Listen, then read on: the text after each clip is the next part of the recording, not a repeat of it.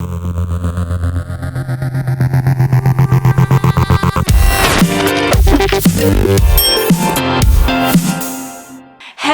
beautiful people! Aujourd'hui, on va parler hambre. Les hommes, comment les faire exploser de plaisir. Technique, chose à dire ou à faire. Mais j'ai un petit bonus aujourd'hui, une petite surprise. J'ai demandé à des hommes, dont je ne citerai pas les noms, et à qui je donnerai des pseudonymes, de répondre à 4 questions, mesdemoiselles, pour nous aider à les comprendre. Et vous allez entendre leur témoignage, que je commenterai en bonne femme que je suis. Nos invités seront donc Alberto, Rodrigo et Roberto. Bien sûr, messieurs, libre à vous de mettre des commentaires et de répondre aux questions pour donner votre avis. Alors, ma première question était, qu'est-ce qui t'excite le plus dans un rapport sexuel? Première réponse, Rodrigo. Alors, qu'est-ce qui t'excite le plus dans un rapport sexuel? Je dirais les préliminaires. Beaucoup de toucher, beaucoup de caresses. On peut beaucoup utiliser l'oral, donc ce qui est vraiment bien. Réponse assez intéressante. Plus que la pénétration en elle-même, les préliminaires, le préchauffage est important. Le sexe oral, les caresses, prendre son temps pour créer cette atmosphère chaude, humide, qui lui donnera envie de se lâcher. Passons à Roberto. Ce qui m'excite le plus dans un acte sexuel, c'est quand la femme prend du plaisir et que je vois que je peux lui procurer du plaisir.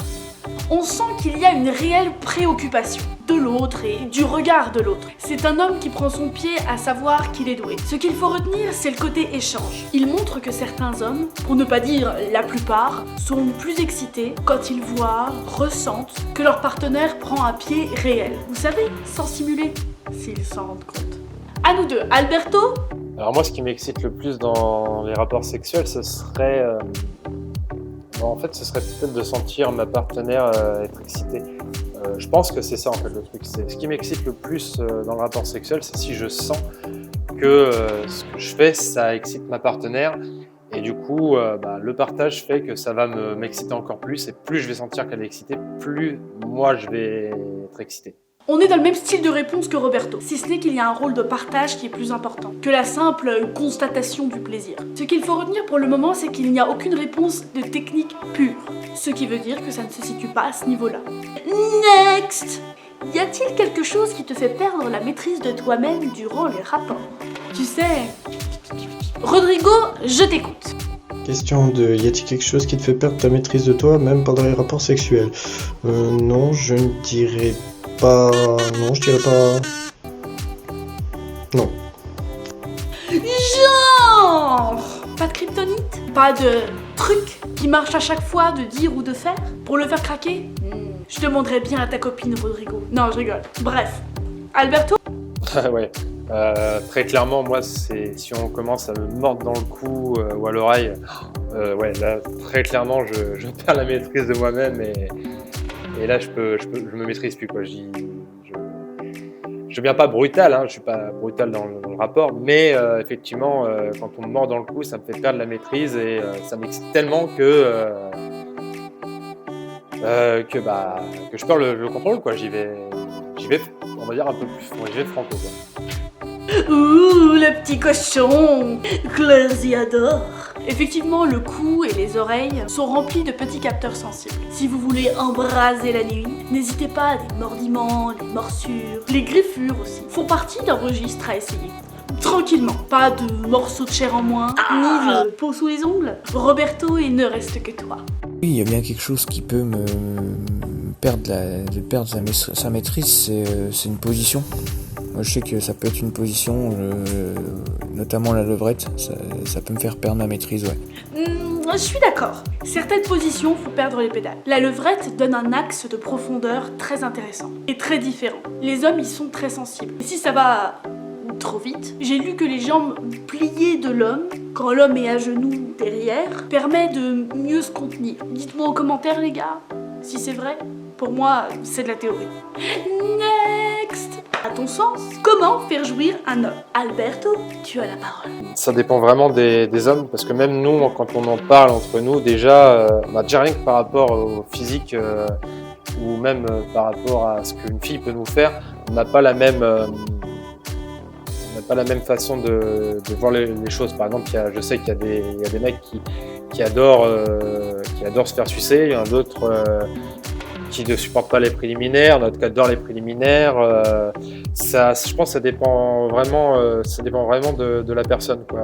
Même comme il y a des mecs qui adorent les filles avec des gros seins ou des grosses fesses et qui du coup ne voient que comme ça. Il y en a d'autres qui ça va être plus être la personnalité de la fille qui va les exciter, ou le fait qu'elle soit coquine ou qu'elle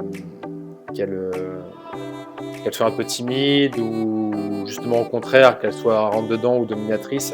Je pense que vraiment, ouais, cette question-là, ça dépend vraiment, je pense comme pour les femmes, ça dépend vraiment de la personne que tu as en face de toi. Très complet comme réponse. On a un homme qui nous dit que comme pour les femmes, l'orgasme de l'homme dépend pas de l'homme justement. Il va falloir s'adapter, communiquer. Et dites-vous bien que les mecs face à l'orgasme féminin, c'est pareil. Rodrigo, à toi. Comment faire jouer un homme? Je dirais que on peut faire jouer un homme de différentes façons. Certaines positions jouent beaucoup. Certains touchés aussi, mais beaucoup le sexe oral permettent aussi ça.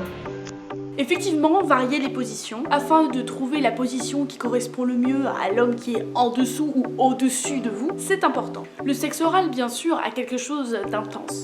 La fellation, faite avec envie et désir, peut mener à des orgasmes de folie. Roberto, vends-moi du rêve. Je pense pas que pour faire jouer un homme, il y a forcément quelque chose à faire en particulier, mais après, ce qui peut être bien, c'est pour que ça soit vraiment bien, il faut qu'il y ait l'ambiance, la situation et puis l'endroit, quoi. Voilà, je pense que c'est ce qu'il faut. Alors, on rejoint la réponse d'Alberto.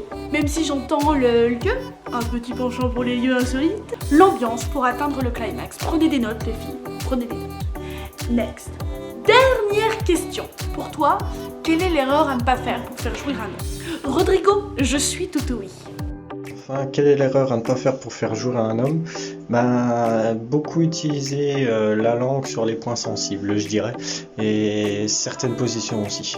Alors pour le coup, j'ai zéro commentaire à faire. La langue sur les points sensibles, au contraire, je te conseillerais de le faire. Mais juste, jamais les dents. C'est universel. Les dents, jamais. Alberto, quelque chose à dire? L'erreur à ne pas faire, je pense que pour éviter, je pense que nous les mecs, on a un truc, c'est qu'on a tous un ego. Alors je sais pas, je pense que les filles aussi l'ont, mais je trouve nous chez les mecs, on a plus d'ego. Et peut-être que le fait de nous rabaisser pendant l'acte, ou de nous faire, de nous le dire peut-être des fois trop franco, qu'on fait pas la bonne chose, ou qu'on s'y prend mal, ou je pense que rabaisser un mec pendant l'acte, au lieu de lui expliquer intelligemment que tu préférais qu'il fasse comme ça, pour moi c'est une erreur. Je pense qu'on peut faire comprendre à son partenaire que ça te plaît pas, ce que la personne est en train de faire, et plutôt de le diriger vers ce que tu veux, de façon, on va dire, intelligente, pas de façon trop brusque. En tout cas, moi, je sais que si on me dit de façon trop brusque, ouais, ce que tu es en train de faire, c'est de la merde, ça va me freiner, quoi. Ça va me freiner, pour moi, c'est une erreur. Voilà. Là, on soulève un sujet intéressant. Effectivement, les hommes ont pas mal d'ego. Et quand on veut réaiguiller quelqu'un et lui montrer, il faut le faire avec un minimum de délicatesse et de, vous savez, tact. Les amis, ça va dans les deux sens, pour les femmes et pour les hommes. Roberto, le dernier mot? L'erreur à pas faire, il faut pas que ça aille trop vite et il faut pas que ça soit trop fort non plus. Ça sert à rien que le sexe soit vraiment trop fort. Ça peut, contrairement, ça peut bloquer en fait. Pas trop vite? Ouais. Pas trop fort non plus? Je suis pas trop d'accord. On va dire que ça dépend de la situation et du moment et tout plein de choses. Voilà, mes petits cochons. Je vous laisse débattre en commentaire sur le sujet. J'espère que ma petite surprise vous aura plu et vous aura aidé un petit peu. Lâche un petit pouce bleu et abonne-toi. À bientôt sur ma chaîne.